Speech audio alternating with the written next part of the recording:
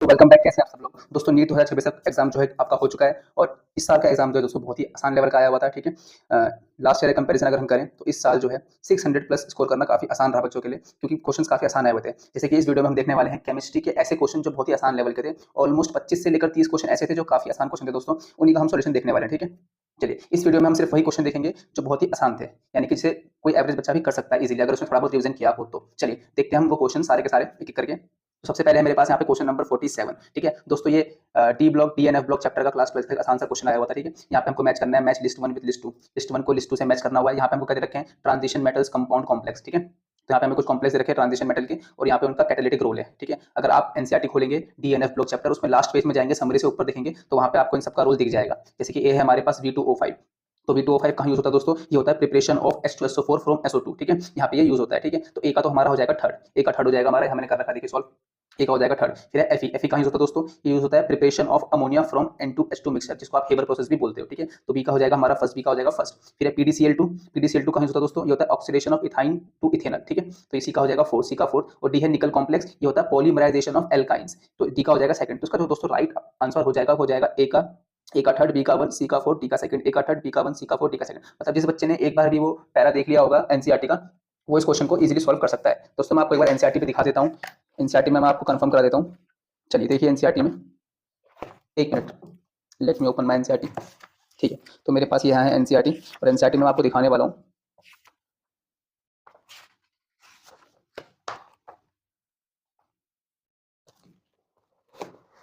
Just wait a minute. हाँ,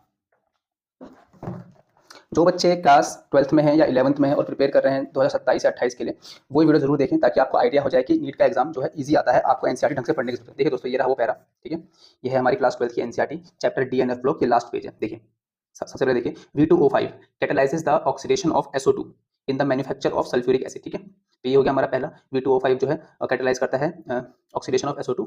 ठीक है, अगला देखिए आप, iron catalysts are used in the Haber process for the production of ammonia from N2H2 mixtures. Okay, तो ये हो गया हमारा आयरन के लिए। फिर देखिए दोस्तों अगला, in Wacker process the oxidation of ethyne to ethanol is catalysed by PDCl2। Okay, फिर नेक्स्ट है nickel complexes are useful in the polymerisation of alkynes. तो जो बच्चे अभी 12th क्लास में गए हैं वो अभी से ही, चाहे आपने चैप्टर पढ़ा हो चाहे ना पढ़ा हो, इन लाइन को मार्क कर लेना, इनको हाईलाइट कर लेना और लिख लेना कि ये नीट में आएगा। ठीक है, चलिए अब हम देखते हैं अपना नेक्स्ट क्वेश्चन।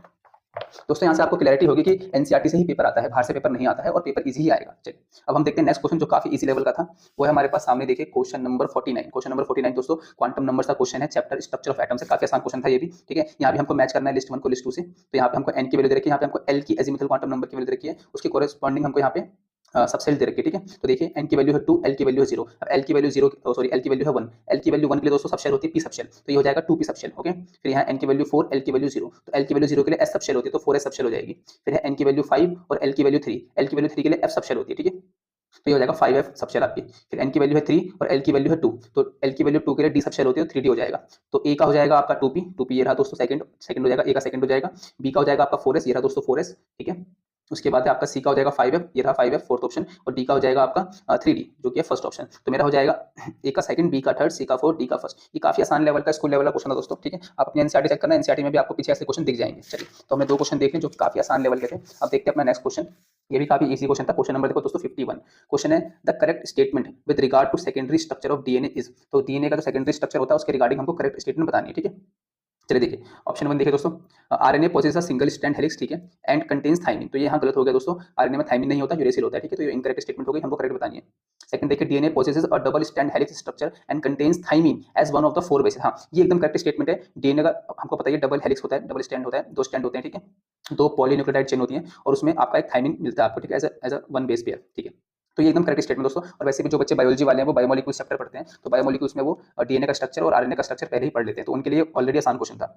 तीसरा देखिए, RNA possess a double strand helix and contains uracil as one of the 4 bases. तो आरएनए का जनरली डबल स्ट्रैंड नहीं होता है, हालांकि कुछ वायरस में आपको डबल स्ट्रैंडेड आरएनए दिख जाएगा, लेकिन आरएनए डबल स्ट्रैंडेड नहीं होता है, आरएनए होता है सिंगल स्ट्रैंडेड। ठीक है, इनकरेक्ट स्टेटमेंट है। फिर 4 देखिए, DNA possess a single strand helix structure and contains uracil, तो डीएनए में यूरेसिल नहीं होता दोस्तों, यूरेसिल की जगह थाइमिन होता है, ये भी इनकरेक्ट हो जाएगा। तो यहाँ पे एक ही करेक्ट स्टेटमेंट है हमारे पास ऑप्शन 2। तो ये भी काफी आसान क्वेश्चन था, मैक्सिमम बच्चों ने इसका आंसर कर दिया होगा। चलिए अब हम देखते हैं अपना नेक्स्ट क्वेश्चन, जो कि काफी आसान लेवल का है दोस्तों। वो है हमारे पास क्वेश्चन नंबर 53। ये भी काफी आसान क्वेश्चन था। क्यों आसान? क्यों? देखो, अगर किसी ने एक बार भी थोड़ा सा भी पढ़ा हुआ कोऑर्डिनेशन कंपाउंड और उसने आइसोमेरिज्म पढ़ा हुआ है, तो ये क्वेश्चन को आराम से सॉल्व कर देगा। ठीक है, अभी हमको यहाँ पे मैच करना है लिस्ट 1 को लिस्ट 2 से। अब देखो, अगर आपको कुछ नहीं भी समझ में आ रहा है, तो अगर आप ऑप्शन सी को देखो, ऑप्शन सी को देखो, यहाँ पे NO2 है और NO2 एक एम्बीडेंटेड लिगेंड होता है। ठीक है, सबको पता होता है। और एम्बीडेंटेड लिगेंड यहाँ पे है, तो ये लिंकेज आइसोमेरिज्म शो करेगा। तो सी का हो जाएगा 4। अब खास बात यह है दोस्तों, इस क्वेश्चन में इसके जो ऑप्शन आप देखोगे, तो सी का 4 केवल एक ही जगह पर है, वो है ऑप्शन 4। देखिए सी का 4। ठीक है, तो हमें बाकी सॉल्व करने की जरूरत ही नहीं है, यहीं पे सॉल्व हो गया। 4 मेरा राइट आंसर हो जाएगा। इसलिए मैं इसको आसान क्वेश्चन की कैटेगरी में रखूंगा। जिसने कोऑर्डिनेशन कंपाउंड थोड़ा सा भी नहीं पढ़ा, आइसोमेरिज्म इतना पता है उसको कि एम्बीडेंटेड लिगेंड लिंकेज आइसोमेरिज्म शो करेगा, उस बच्चे ने भी ये क्वेश्चन सॉल्व कर दिया होगा सीधा देख के, कि उसको इतना पता होगा कि सी का 4 हो जाएगा, लिंकेज आइसोमेरिज्म शो करेगा, और सी का 4 केवल एक ही ऑप्शन है, तो ये मेरा राइट आंसर हो जाएगा। तो देखो, इतना आसान क्वेश्चन था ये। चलिए दोस्तों, अब देखते हैं हमारा नेक्स्ट क्वेश्चन, क्वेश्चन नंबर 54। दोस्तों अगेन ये भी एक बहुत ही इजी लेवल का क्वेश्चन था, बोर्ड लेवल का क्वेश्चन था। ठीक है, इसमें भी हमको मैच करना है लिस्ट 1 को लिस्ट 2 से। यहाँ पे हमको ऑर्डर ऑफ रिएक्शन दे रखे हैं और यहाँ पे हमें रेट कांस्टेंट की यूनिट दे रखी है। ठीक है, अब काफी बच्चे जिन्होंने बोर्ड एग्जाम दिया होगा, उन्होंने प्रैक्टिस करी होगी इसकी आराम से। ठीक है, तो वो भी इजीली इस क्वेश्चन को सॉल्व कर ले गए होंगे। देखिए, मैं आपको इसको सॉल्व करके दिखाता हूँ। यहाँ पे इसको सॉल्व कर लेते हैं। ठीक है, अब हमको पता है जो यूनिट ऑफ के होती है, उसके लिए हमारे पास एक सिंपल सा फॉर्मूला होता है। अगर हम बात करें यूनिट ऑफ के, रेट कांस्टेंट की यूनिट की बात करें, तो इसका फॉर्मूला दोस्तों हो जाएगा मोल पर लीटर की power 1 minus n second inverse. ठीक है, ये इसका सिंपल सा फॉर्मूला होता है। फॉर्मूला भी आप इजीली ड्राइव कर सकते हो। चलो, तो यहाँ पे हमको ऑर्डर देखना है। अगर हम बात करें जीरो ऑर्डर की, जीरो ऑर्डर यानी कि n की वैल्यू यहाँ पे जीरो हो जाएगी दोस्तों। अब यहाँ पे आपको n की वैल्यू बस जीरो पुट करनी है। यहाँ पे आप जीरो पुट कर दीजिए, तो जीरो पुट कर देंगे, यूनिट हो जाएगी आपकी मोल पर लीटर पावर 1 सेकंड इनवर्स। तो यहाँ पे हो जाएगा ये मोल पर लीटर सेकंड इनवर्स। देख लीजिए, ये हो गया जीरो ऑर्डर का, जीरो ऑर्डर रिएक्शन के लिए के का यूनिट हो गया मोल पर लीटर सेकंड इनवर्स। अब यहाँ पे मैं इसको मैच कर लूंगा, तो जीरो ऑर्डर का हो जाएगा मोल पर लीटर सेकंड इनवर्स। तो ए का हो जाएगा हमारे पास 4, ए का हो जाएगा 4, यहाँ दिख रहा है मुझे। ठीक है, यहाँ भी दिख रहा है। अब देखिए दूसरा फर्स्ट ऑर्डर रिएक्शन। तो फर्स्ट ऑर्डर रिएक्शन का सबको याद ही होता है, सेकंड इनवर्स होता है। फिर भी मैं आपको निकाल के दिखा देता हूँ। मतलब जिसने एक बार भी पढ़ा है ना, उसको भी पता होता है कि फर्स्ट ऑर्डर रिएक्शन के लिए रेट कांस्टेंट की यूनिट होती है सेकंड इनवर्स। फिर भी देख लो, एन की वैल्यू यहाँ पुट 1 पुट कर दो फर्स्ट ऑर्डर रिएक्शन के लिए, तो ये जाएगा मोल पर लीटर 1 माइनस 1 सेकंड इनवर्स। तो 1 माइनस 1 जीरो हो जाएगा, और किसी की भी पावर जीरो, ये 1 हो जाएगा पूरा। तो आंसर आ जाएगा इसका सेकंड इनवर्स। ठीक है, तो ये हो गया मेरे पास फर्स्ट ऑर्डर का सेकंड इनवर्स, यानी कि बी का हो गया थर्ड, बी का हो गया थर्ड। बी का यहाँ पे थर्ड दिख रहा है मुझे, ये रहा बी का थर्ड। ठीक है, दोस्तों बी का थर्ड हो जाएगा। फिर है सेकंड ऑर्डर रिएक्शन। तो सेकंड ऑर्डर रिएक्शन के लिए आपको एन की वैल्यू 2 पुट करनी है। एन बराबर 2 पुट कर दो आप। यहाँ पे देखो, मोल पर लीटर 1 माइनस 2 सेकंड इनवर्स। ठीक है, तो ये 1 माइनस 2 करोगे तो ये माइनस का 1 हो जाएगा, तो हो जाएगा मोल माइनस 1 और नीचे लीटर की पावर माइनस 1 सेकंड इनवर्स। इसको लीटर को आप ऊपर ले आओगे तो हो जाएगा mole inverse litre second inverse. ये आ जाएगा mole inverse litre second inverse. तो इसका आंसर क्या हो जाएगा? Mole inverse litre second inverse. ठीक है, तो सेकंड ऑर्डर सी का हो जाएगा फर्स्ट, सी का हो जाएगा फर्स्ट। यहाँ पे देख रहा हूँ सी का फर्स्ट।